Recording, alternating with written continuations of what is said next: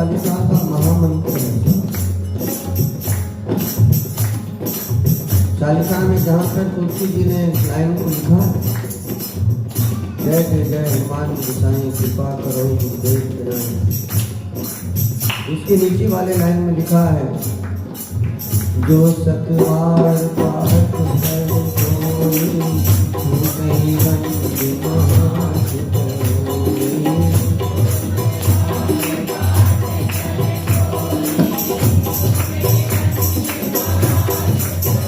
मतलब कि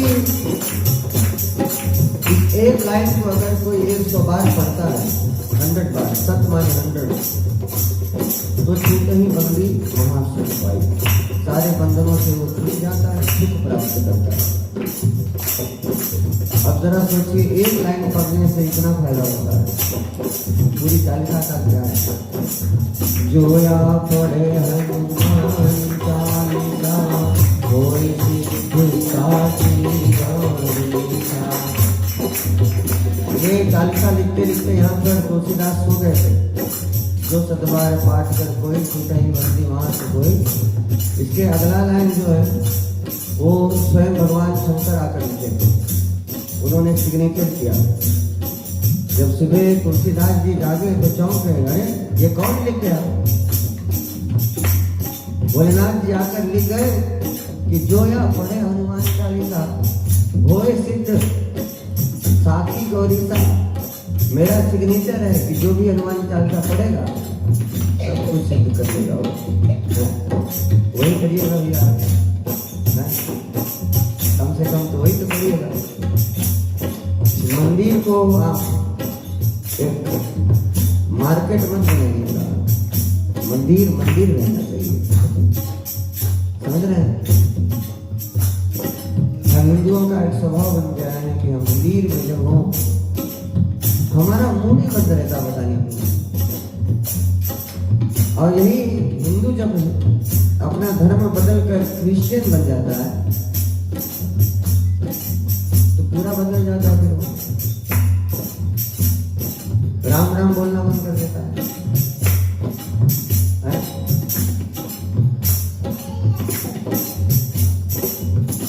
आप जो करते हो ना उनसे ये बच्चे सीखते हैं।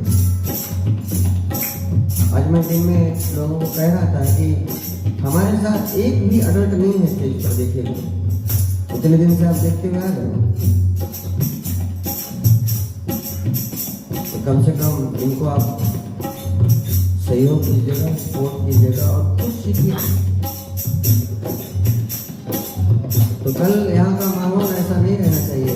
मैं मंदिर कमेटी से प्रार्थना करता हूँ कि प्लीज ध्यान दीजिएगा इस बात का। बहुत पवित्र जगह है, यहाँ पर पूजा पाठ हो रहा है। मंदिर कोई वो जगह नहीं है जहाँ व्यक्ति आए और अपना तलनुआ बनाए, हंसते खिड़ियाए। आप आए बैठ जाए अपनी जगह पाकर और उस परमात्मा से जुड़े। नहीं, दुखी तो सब है संसार में, कोई ऐसा नहीं है कि जो बोलता नहीं मैं पूर्णतया सुखी हूँ। सब थोड़ा थोड़ा दुखी तो जरूर है, सब थोड़ा थोड़ा चिंतित तो जरूर है। हम इसलिए यहाँ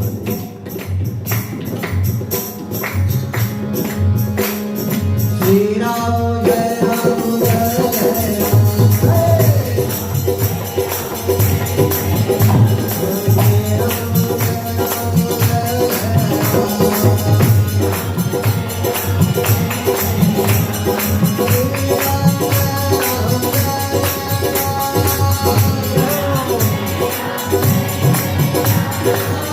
Yeah.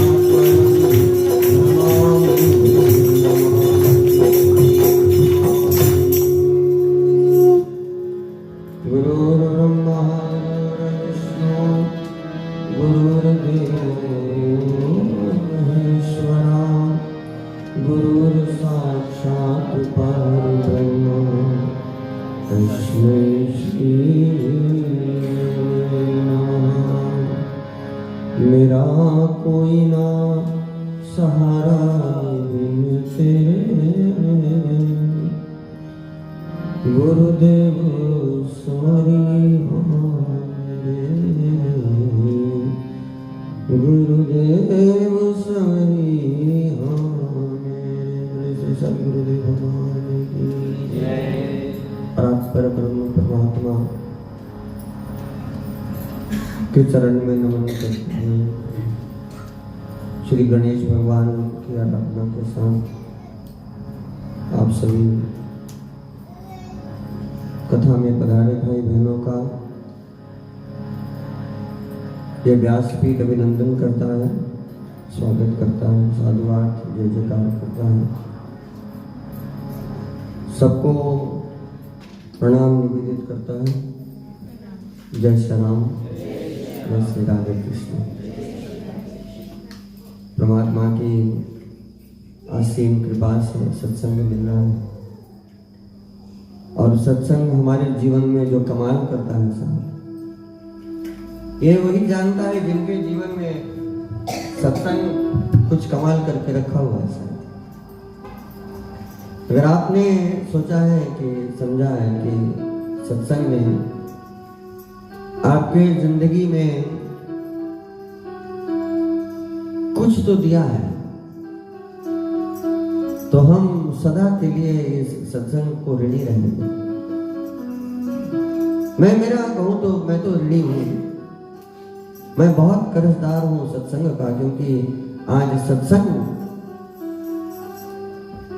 का आधार हमारे जीवन में नहीं होता तो हम टूट चुके होते हैं। सत्संग ने हमको स्थिर रखा है, जोड़ कर रखा है। हर टूटे हुए इंसान के लिए सत्संग ही वो जरिया है साहब। जो हम सोचते हैं नहीं आखिरी चीज होती है हमारी जिंदगी में, हम उसको आखिरी सोचते हैं, नहीं आखिरी हो जाएगा, सब कुछ हो जाएगा, अपना सब बढ़िया बढ़िया हो जाएगा ना तो सत्संग करेंगे। नहीं,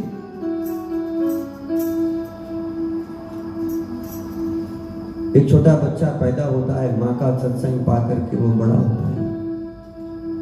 हर दिन वो माँ से सीखता है, आग में हाथ लगाऊंगा तो जल जाऊंगा। ये छोटी छोटी चीजें भी सत्संग ही तो है, कौन बड़ी चीज है। हर समय हर क्षण हमें किसी ने कोई सही बात बताई हो, वो सत्संग है। और आप सब सौभाग्यशाली है कि आपको सत्संग मिल रहा है। मैं और सौभाग्यशाली हूं कि मुझे सत्संग गाने का अवसर मिल रहा है। मैं गा रहा हूं, आप सुन रहे हैं। मैं मेरी वाणी पवित्र कर रहा हूं, मैं जो बोलता हूं उससे मेरी वाणी पवित्र होती है और आपके श्रवण पवित्र होते हैं, आपके सुनना पवित्र होते हैं। नहीं, आज कहां अच्छा सुनने को मिलता है। इसलिए एक जगह है साहब, ये सत्संग ने जीवन में कई लोगों के जीवन में क्रांति लाई है। शबरी के जीवन को देखिएगा, जिन्हें जातियों में सब हीन मानते थे,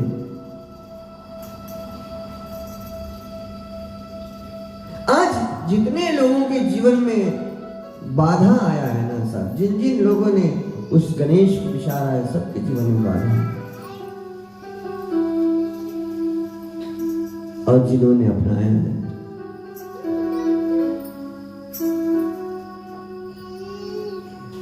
तो मैं ये नहीं कहता हूं बाधा नहीं आएगी, बाधा आएगी, लेकिन बाधा आके चली जाएगी। बाधा का आ जाने का और चले जाने का आभास भी नहीं होगा।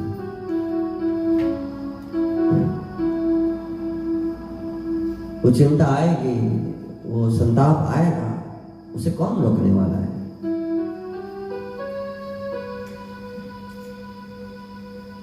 ये नदी की तरह हमारी जिंदगी है, एक पतला सा छोटा सा स्रोत से बहता है, और जब नदी बहना शुरू करता है तो पहाड़ पर से जब वो धीरे धीरे रिस रिस करके बहना प्रारंभ करता है, तो बहते बहते चट्टानों को काटता हुआ, मोड़ों से गुजरता हुआ, कहीं छिलछिला बहता है, कहीं गहरा बहता है, और अंतत्व गत्वा एक विशाल नदी का रूप लेकर के शांत और फिर सागर से मिल जाता है। हमारी भी जिंदगी ऐसे शुरू होती है, हंसता हुआ, खिलखिलाता हुआ। बच्चा छोटा होता है तो बच्चे को आप ठहरा नहीं पाओगे कहीं उनका, क्योंकि छोटे बच्चे का पैर सबसे ज्यादा सक्रिय रहता है, सबसे एक्टिव। एक बच्चे का जो शरीर का भाग है वो उनका पैर है, उसे आप लाख मना करके नहीं मना कर पाओगे। फिर वही बच्चा जब थोड़ा बड़ा हो गया, जवानी आ गई, तो पेट सक्रिय हो गया, फिर भरो भरो भरो खूब भरो।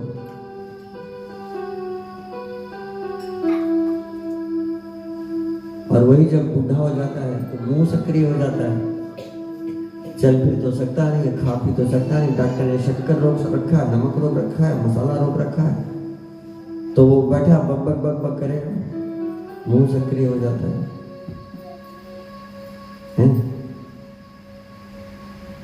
लेकिन जिनका बुढ़ापा शांत है साहब, जो शांत बैठा है, आनंद में,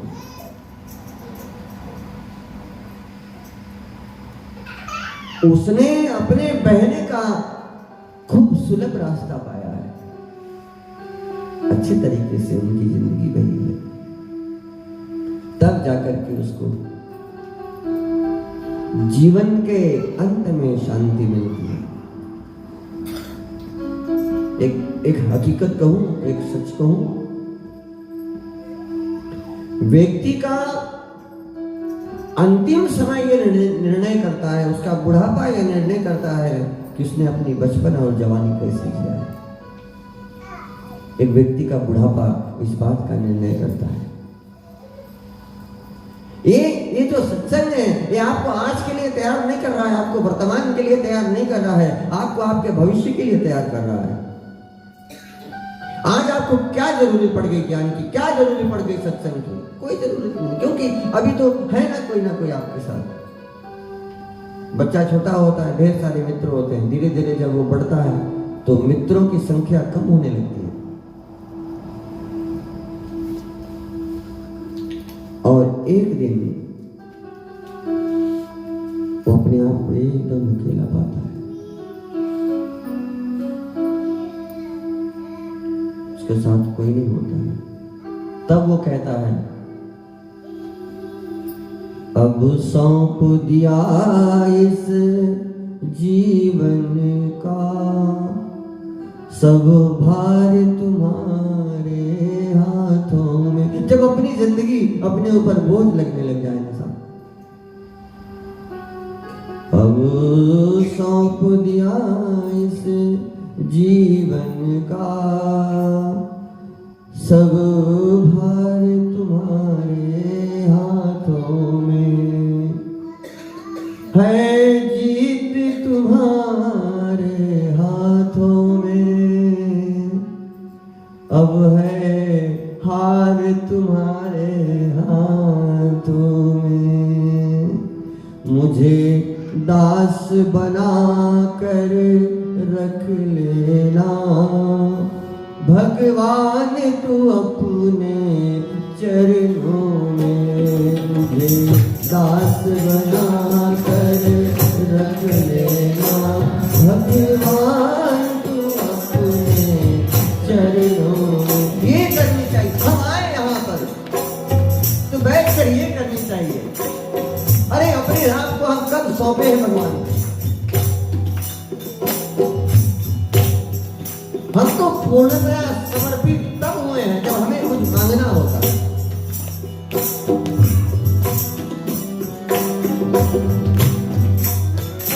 मुझे दास बना कर रख लेना भगवान तू अपने चरणों में।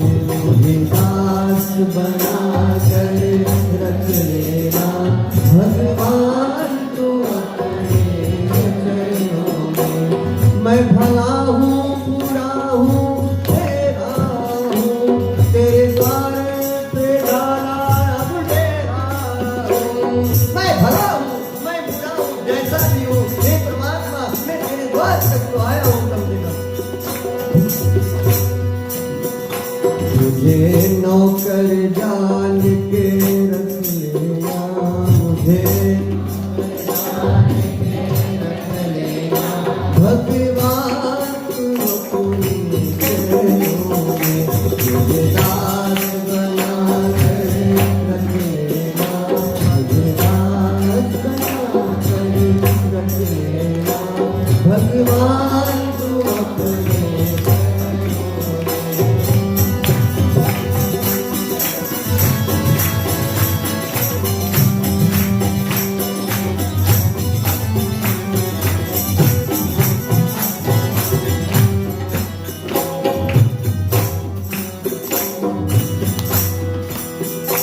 जब अधम से अधम को तारा है, सबरी जैसे अधम को तू तार सकता है ये भगवान। शबरी के वहां मेरे राम जब पहुंचे हैं, शबरी जैसी तैयारी जीवन में भगवान को पाने की किसी ने की थी। कोई ऐसा पैदा नहीं हुआ है जो शबरी के बराबर भगवान को पाने की तैयारी करी हो। 10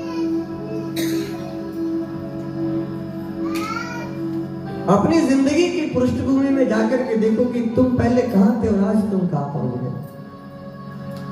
पहले तुम्हारी क्या क्या दशा होती थी और आज तुम्हारी क्या दशा है। क्या क्यों तुमने, तुम्हारे में कौन सा सामर्थ्य था कि तुमने बदल दिया उसको।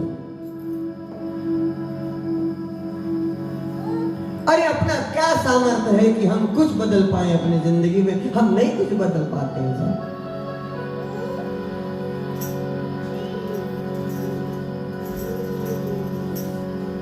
राम शबरी के द्वार पर खड़े हैं, शबरी भी खड़ी है, आंखें बह रही हैं, दोनों कुछ नहीं बोल रहे हैं। अचानक शबरी ने राम से पूछा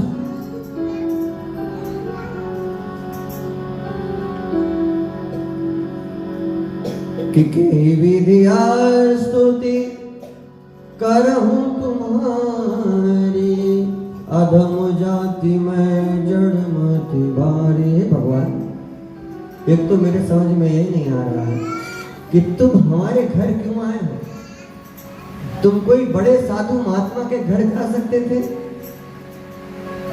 तुम आज इस नीच भीलनी के घर क्यों आए हो। इस बात को लेकर के मैं असमंजस, मुझे समझ नहीं आ रहा है। तुम इस भीलनी के घर तुम्हारा क्यों आना हो।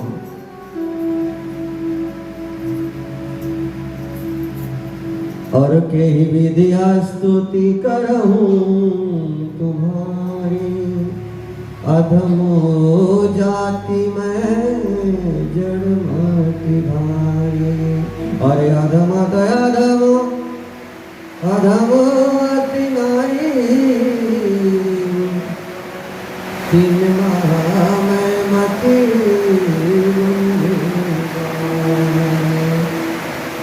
बोले नीच, उससे भी नीच और उससे भी नीच प्रकार की जो नारी होती है मैं हूँ, तो मेरे ज्ञान पर क्यों है। और तब मेरे राम ने एक बहुत सुंदर बात शबरी को बताया था, जिसके चक्कर में हम और आज सब फंसे हुए हैं। वो बात राम ने शबरी को कहा। राम ने कहा रघुपति सुनो भामिनी माता,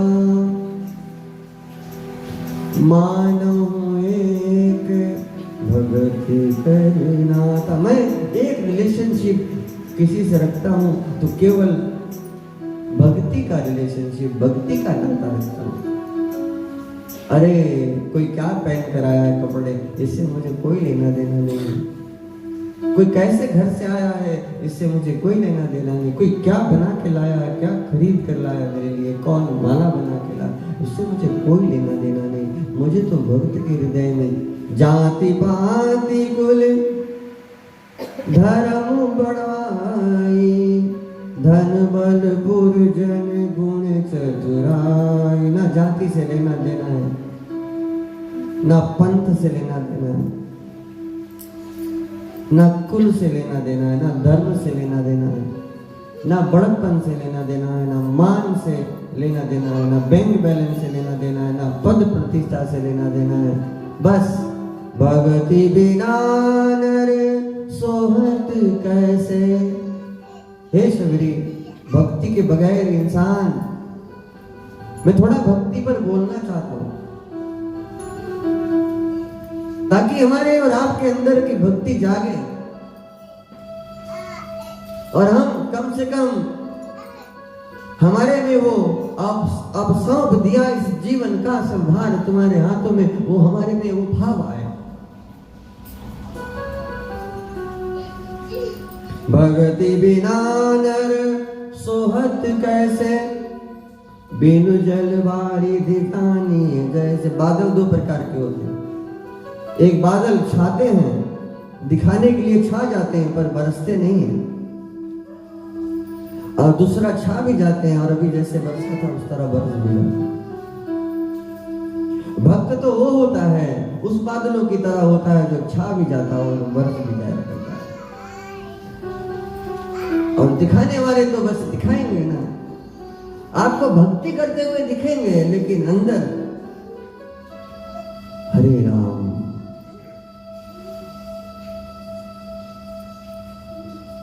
इसलिए भक्ति भजन जो है ना साहब, वो बाहर का विषय नहीं है, वो अंदर का विषय है, हमारे अंदर का विषय है। बाहर से आप कैसे भी ये पहन लेने से मैं भक्त नहीं बन जाता हूं, ये माला वाला से भक्त नहीं हुआ हूं, ये तिलक लगाने से कोई भक्त नहीं होता है, नहीं होता है कोई भक्त। भक्त तो आप आदमी अंदर से होता है, एक गढ़ से भक्त होता है भीतर से।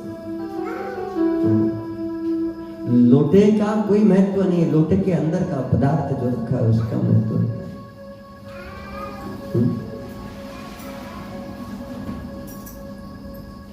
क्लियर किया मेरे भगवान।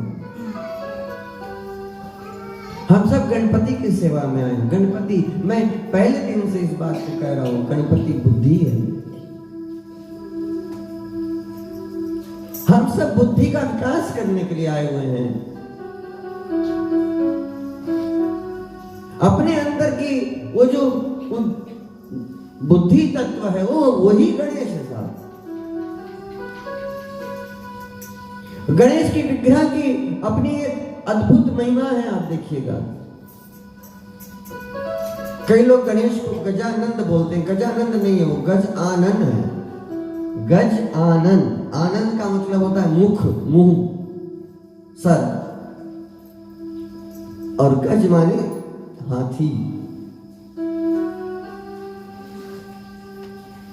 अब भगवान गणेश का शरीर देखिएगा, वो हमेशा बच्चे के आकार का रहता है, लेकिन उसका सर इतना भारी। वो क्या, किस बात को बता रहा है, क्या हमको जता रहा है, क्या हमको प्रतीत करा रहा है? इस सर को भारी रखने का मतलब यह है कि अपने मन को, अपनी बुद्धि को भारी रखे भैया। दो कान बड़े बड़े हैं ना, मतलब ज्यादा सुनिएगा, मुंह छोटा सा, कम बोलिए। लेकिन यहां तो पक पक पक पक पक पक पक पक पक पक पक।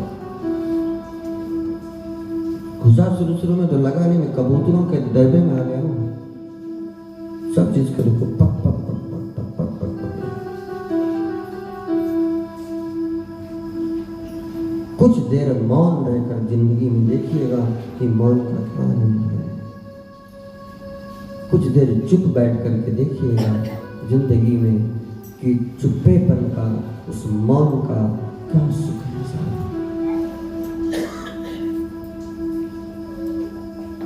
नाक लंबा है, दूरदर्शिता, दूर देख करके चले, यही नकुल पे देख कर नहीं चले। आज जो तुम कदम उठा रहे, मैं गणेश को वर्णन कर रहा हूं, गणेश का विज्ञान वर्णन कर रहा हूं। लंबे नाक का मतलब है कि भैया दूर देख करके चले।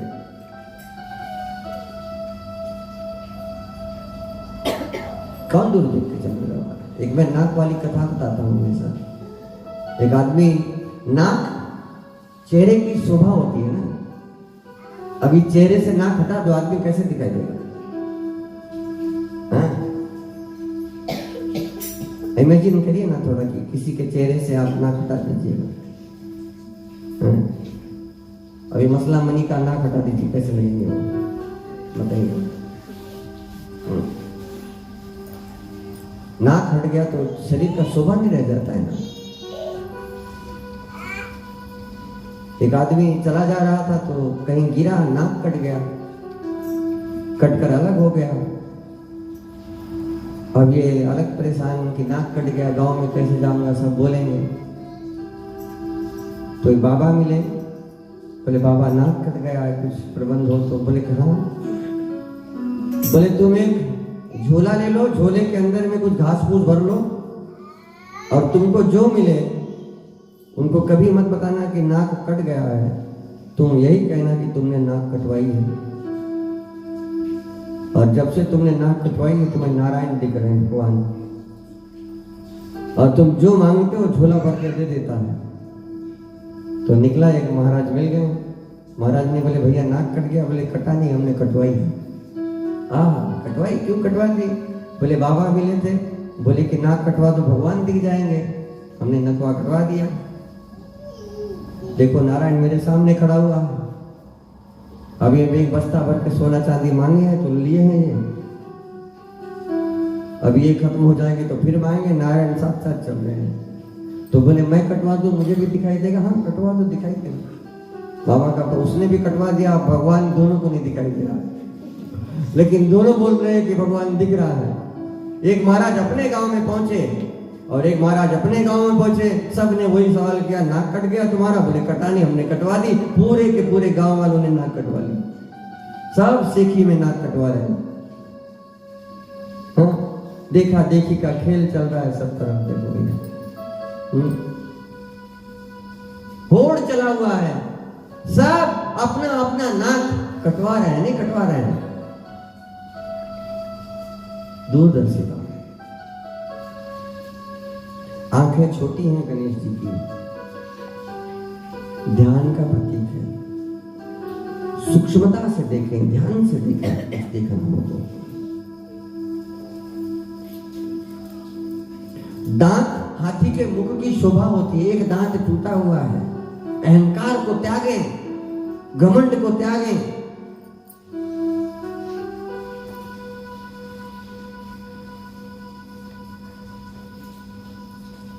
हाथों में पास रहता, पास रस्सी रहता है, फंदा।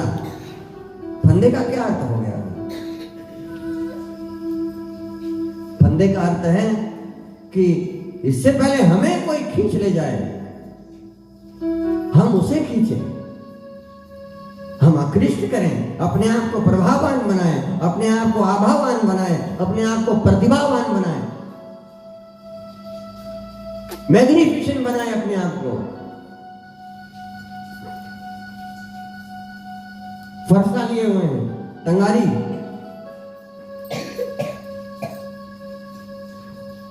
बुराई को काट कर खत्म कर दें।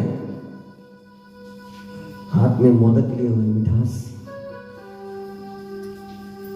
अच्छा कौन किस आदमी में मिठास है? मैं हमेशा एक बात बोला करता हूं कि आदमी का खून तो मीठा हो गया, लेकिन बोलीबानी मीठी नहीं हुई। आदमी का शुगर बढ़ गया है, लेकिन ये जुबान मीठी नहीं हुई।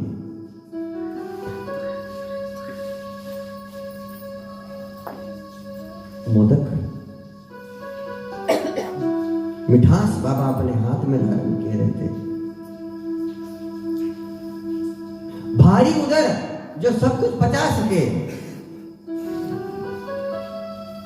बड़ा पेट है बाबा का, इनको देखकर आप नहीं बढ़वा लीजिए कल। जो पचा सके साहब।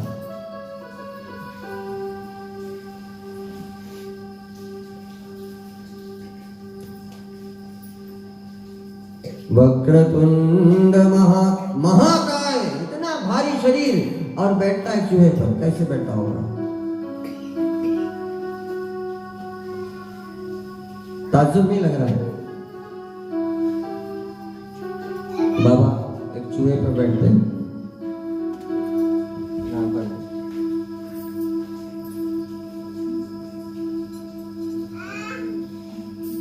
दो तीन साल से पोस्टर यूज नहीं हो, तो चूहा निकल कर खा गया।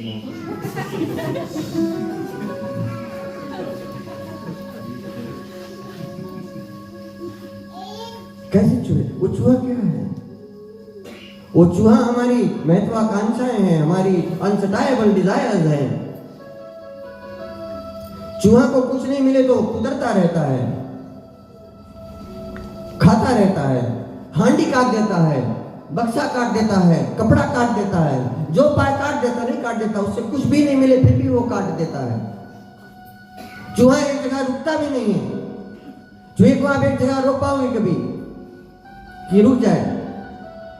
आप उसके लिए आप एक बक्सा भी बना दे, उसमें भी वो फुदकता रहता, भागता रहता, वो ठहरता नहीं है चूहा कभी। वो चूहा हमारे मन की चंचलता को विदित करता है कि मन कितना चंचल है। और बुद्धि अच्छा हो साहब तो कितना भी चंचल मन उसको ठहरा देता है, रोक देता है जगह पर। उस बुद्धि वो ताकत है जो मन को ड्राइव करती है, मन को चलाती है। गणेश बुद्धि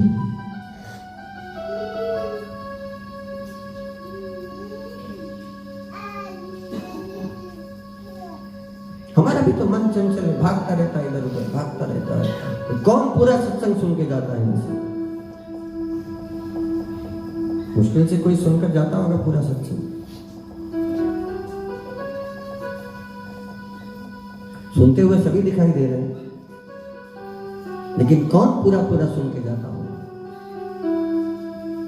लेकिन हाँ, अगर आप सुनकर जाते हैं तो आप बहुत धन्य हैं, बहुत सौभाग्यशाली हैं कि आप सुनकर जाते हैं।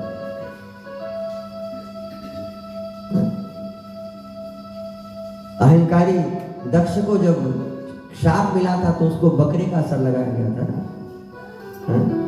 तो जिसको जो जैसा था उसको वही उनको मिला। बकरे का सर उनको लगाया गया, अहंकारी दक्ष को। एक और कहानी मुझे याद आ रही है। एक जगह पर बड़े बड़े दाढ़ी वाला एक बाबा आया और कथा कर रहा है, तो बढ़िया कथा गाता है।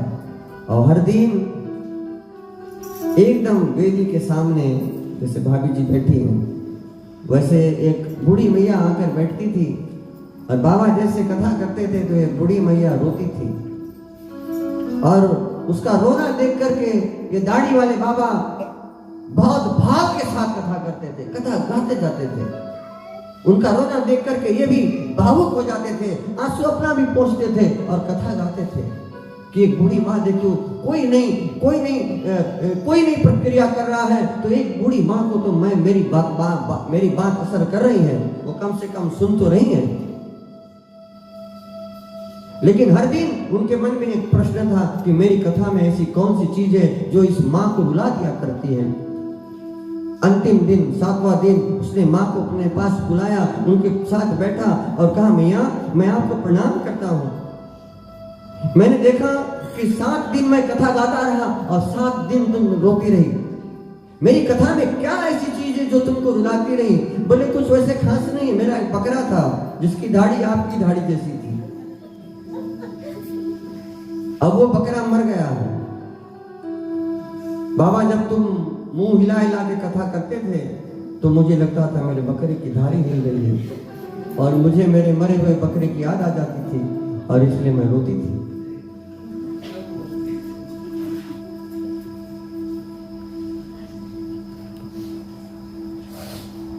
तो कभी कभी भावना सही भी नहीं कहती है। Sometimes our emotions do not speak the truth, isn't it? Right? सही नहीं बोल पाते हैं हमारी भावनाएं जो है ना, गलत भावना गलत जगह पर लगी। तो वो चूहा जिस पर गणेश सवार होते हैं वो हमारे मन की चंचलता है। नहीं तो ये मन बहुत चंचल है, थोड़ी थोड़ी देर में मन भाग जाएगा।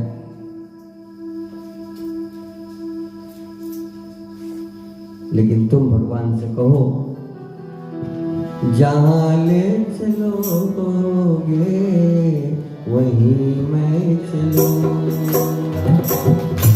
जहां ले चलोगे वहीं मैं चलूंगा। जहां नाथ रखोगे, जहां नाथ रखोगे वहीं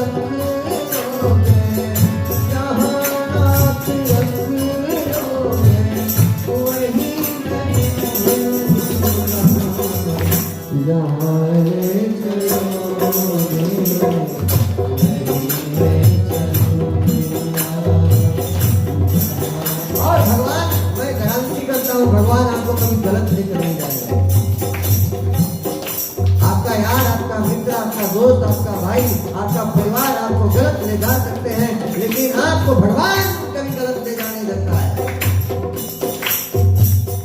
इसलिए गाइए,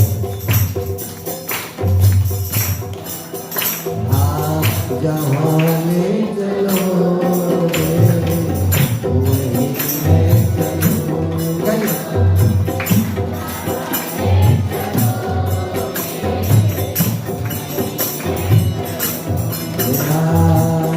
मुझे प्यार की जिंदगी इतना आता है, आगे आता है किसी को आता है। मुझे प्यार की जिंदगी यही लगाता है, जहाँ ले चलोगे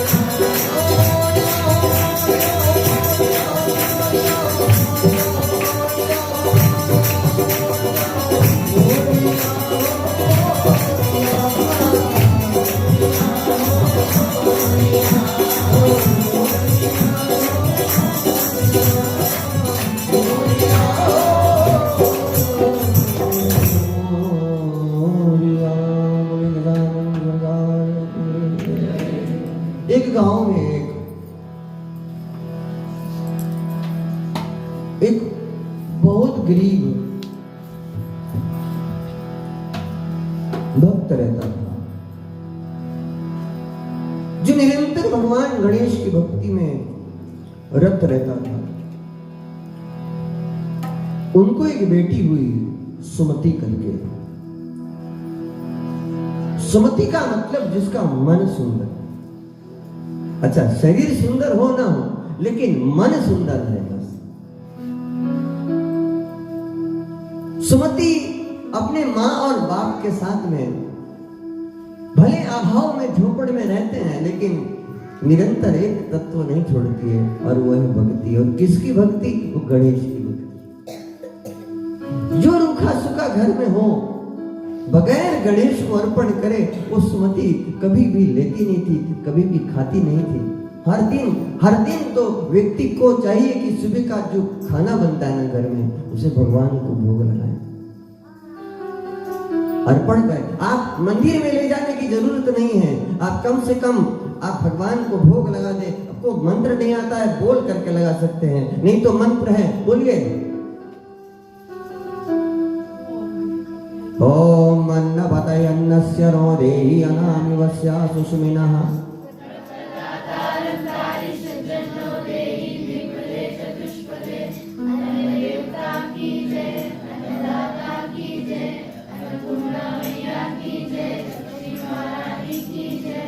इतना देना है, भगवान को अर्पण करें, कर्जदार मत बने उनका, अर्पण करके तब आप भोजन पाएं। ओम अन्नपतये अन्नस्य नो देहि अनामिवस्य सुष्मिनः प्रप्रदातारं तानि सुजन्नुः देहि द्विपदे चतुष्पदे। ऐसा करके तो हर दिन वो करती थी। बड़ी हुई बेटी, विवाह हो गया, और जब विवाह हो गया तो अपने साथ गणपति का एक छोटा सा विग्रह लेकर अपने ससुराल गई।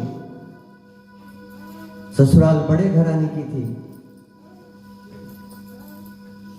और वहां उन्होंने उनके ऊपर गणेश जी की पूजा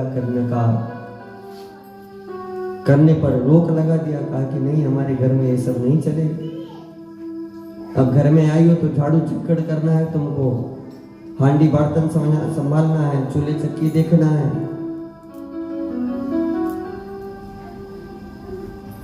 कहीं कहीं जब बहू नई नवेली शादी करके जाती है, उस घर का काम ज्यादा बढ़ जाता है। जो काम कभी नहीं होते रहते थे वो काम भी सास बताएगी। हो सके तो घर का छतवा भी पुछवा लेगी। बोले मैं जवान थी तो पोछती थी, तुम पोछो। तो सब काम उनसे करवाते थे, लेकिन वो बगैर उल्टी जवाब मारे लड़की सुमति काम करती थी। और एक दिन सुबह सुबह पहली रोटी पकाकर जब वो भगवान गणेश को चढ़ा रही थी, उसी समय सांस आती है और देख लिया, उसके पति को बुलाया और उससे उसका गणपति छीन लिया जाता है। देखो, व्यक्ति की श्रद्धा, कोई चीज कोई भगवान से लग जाए, वो भगवान सब कुछ रहता है उसके लिए। इसलिए मुझे क्षमा करिए, मैं थोड़ा कभी कभी तो रुष्ट हो जाता हूँ। क्यों? क्योंकि जब आप मर्यादा में नहीं होते हो तो मुझे दुख होता है कि मेरे भगवान को दुख होता होगा। इसलिए मैं आपको बताऊं, बहुत सालों से आप जान रहे हैं, मैं कितने सालों से कथा गा रहा हूं। मैं पैसे के लिए नहीं करता हूं ये सब। मैं किसी से रुपए पैसे नहीं मांगता हूं, मुझे सीधा उड़ा की जरूरत नहीं है। हम कोई पैसा नहीं मांगते हैं किसी का। हम बस इतना चाहते हैं कि हम जिस भगवान को मानते हैं केवल आप उसको सम्मान करें, उसको रेस्पेक्ट करें, बस वही। जो ग्रंथ हमारे सामने खुला रखा है, जिससे हम आपको कथा बता रहे हैं, आप उसको सम्मानित करें, बस इतना चाहते हैं। और क्या चाहते हैं? और क्या आपकी दौलत चाहिए? हमें नहीं चाहिए, कुछ भी नहीं चाहिए। इसलिए मैं थोड़ा सा हो जाता हूं। मैं अपने लिए नहीं होता हूं, मैं अपने भगवान के लिए, अपने धर्म के लिए, सनातन धर्म के लिए हो जाता हूं थोड़ा। अब घर में पूजा बंद हो गया तो ये लड़की जब रोज सवेरे घाट पर कपड़े धोने के लिए जाती थी तो अपने आंचल में घर से थोड़ा सा आटा बांध ले जाती थी, और जहां पर सब लोग मिलकर कपड़े धोते थे उसी गंदे पानी में ये जाकर के आटा गूंथती थी। बगल में एक शमशान था, उस शमशान के चिता पर जाकर रोटी सेकती थी और ले जा करके मंदिर के दिए से घी निकालकर उसमें चुपड़ती थी और भगवान गणेश को अर्पण करती थी, और आधा मंदिर में छोड़ती थी, आधा खुद खाती थी। उसमें पकड़ी गई एक दिन।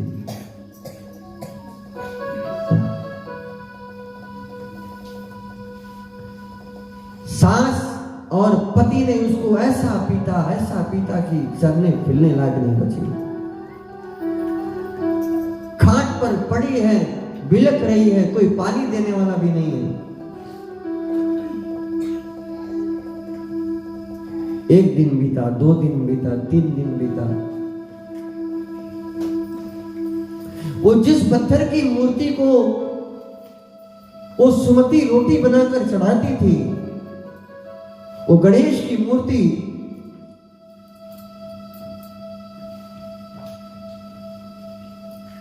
वो पत्थर की मूर्ति अपने दोनों हाथों से अपने दोनों आंखों को बंद कर लेते हैं और गांव में बहुत भयानक महामारी आ जाता है। एक पत्थर की मूर्ति अपने हाथों से अपने आंखों को बंद कर लिया। कैसे गंदे लोगों को हम कैसे देखें। गांव में महामारी आ गया और इधर सुमति अपने खाट पर पड़ी रो रही है, बिलख रही है। देखा घर में पति घाव से लथपथ हो रहे हैं, सास घाव से लथपथ हो रही है।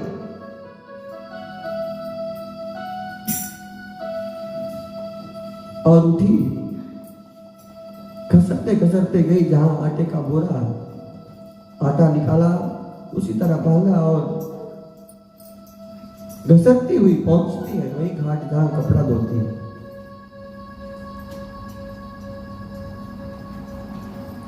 भक्त जो होता है ना साहब, भक्त अपनी भावना से भगवान से बात करता है। भगवान को भक्त के शरीर से कोई लेना देना नहीं है। उन्हें आपके हाथ पैर आंख नाक कान से कोई लेना देना नहीं। और वो गई, वही आटा साना, वही शमशान के चिता पर सेका और भगवान के मंदिर में पहुंची, बिलख कर रो उठी। मेरे गणेश मूर्ति फोड़कर बाहर निकल आते हैं, उसको अपने गोद में ले लेते हैं।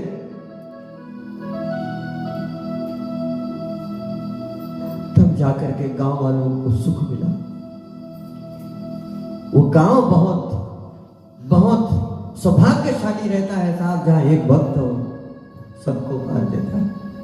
वो परिवार बहुत सौभाग्यशाली होता है जहां पर एक चरित्रवान बेटा पैदा हो जाए, सबको तार देता है।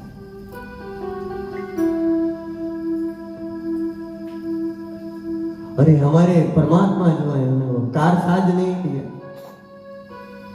आदमी कारसाज हो जाए, लेकिन परमात्मा आप छोटा से छोटा जो कर्म करते हो वो कभी ना कभी उसका अवसर हमारे जीवन में जरूर मिलता है।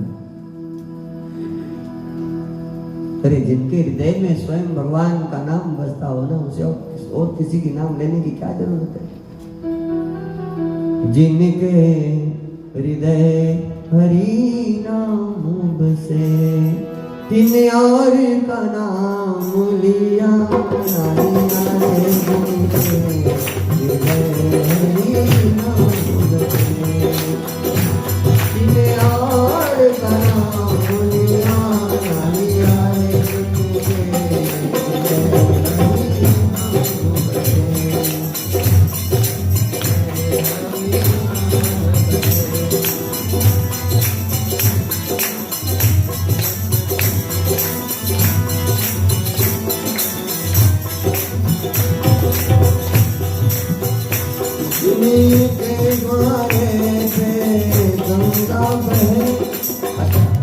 जिनके द्वार पर स्वयं गंगा बहती हो, उसे और कोई जहां की पानी पीने की जरूरत नहीं है।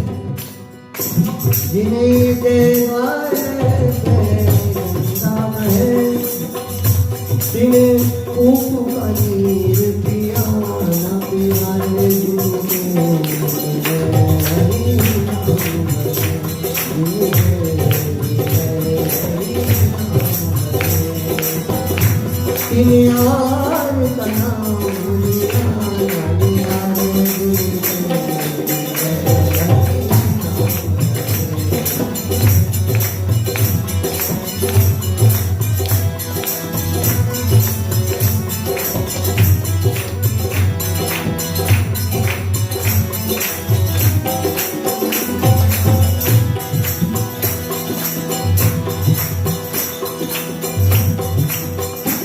जिनके घर एक सपूत भयो,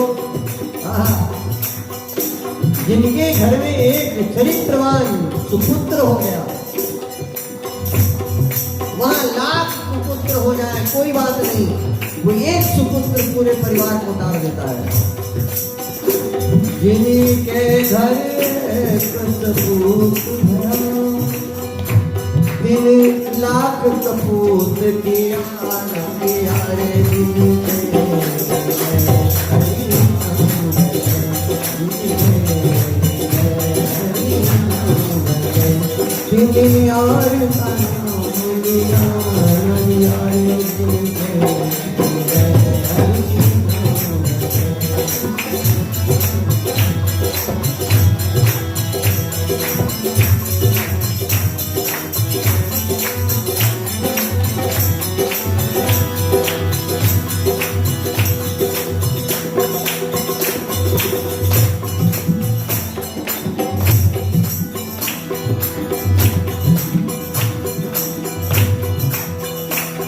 जिन काम किए पर जो दूसरों के सहायता के लिए उठते हैं, कोई तरह दूसरों को मदद कर देते हैं। मदद में हर समय पैसे की जरूरत नहीं होती है ना। एक दुखी आदमी है तो उसको थोड़ा सा मुस्कुराहट दे सकते हो, उससे बड़ी भक्ति कुछ नहीं है। एक कोई दुखी के साथ तुम 2 मिनट बैठ जाते हो, उससे बड़ा भजन कुछ नहीं है। जिन काम किए पर मारत के, जिन काम किए पर मारत के, इन्हें हाथ से तान दिया न दिया रे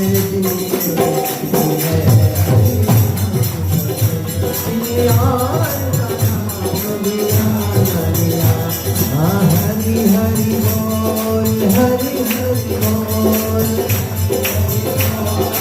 हरि हरि बोल, वंदे मातरम, हरि हरि बोल,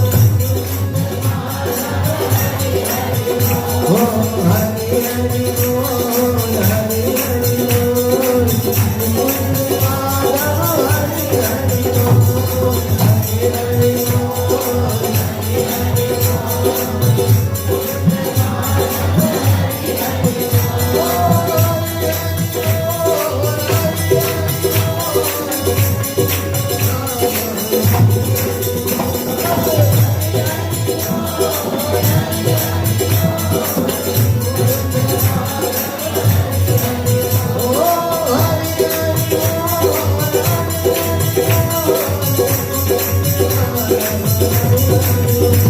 बोल, हरि हरि बोल, हरि